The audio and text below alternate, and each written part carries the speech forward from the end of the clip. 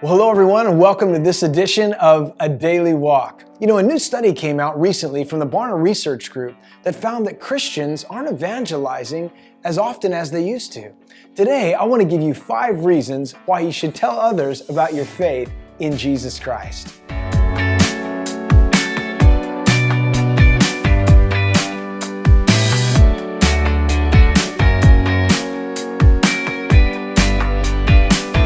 Number 1, it's a command from the Lord. You know, one of the last things that Jesus said to his disciples was the Great Commission, to go out into all the world and to preach the gospel.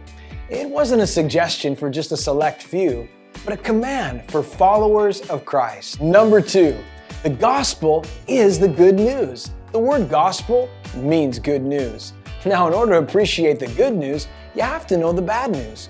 We've all sinned and fallen short of the glory of God. Without salvation, we're all destined to eternal separation from God.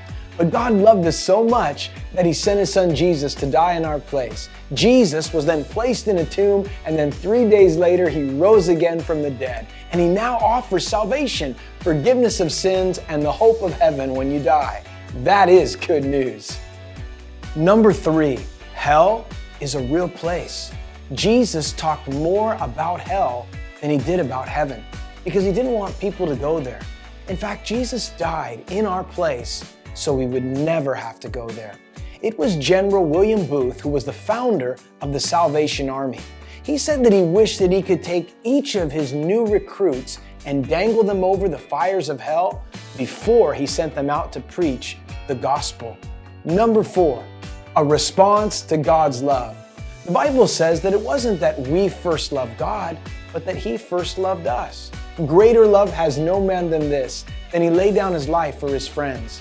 God loved us while we were still dead in our sin. And because we have received His love, it is that same love that should motivate and compel us to share the gospel with others. Number 5, Jesus is coming again. Now, we don't know the day or the hour, but the Bible tells us that Jesus is coming soon. And some aren't prepared for the return of the Lord, and they'll be left behind. Well, that's not a storyline out of a fictional novel, but it's a biblical reality. Knowing that Jesus is coming again should motivate us to preach the gospel. Now, you may not feel like you're a gifted evangelist or that you have all the answers, but remember this: it's not our job to save people.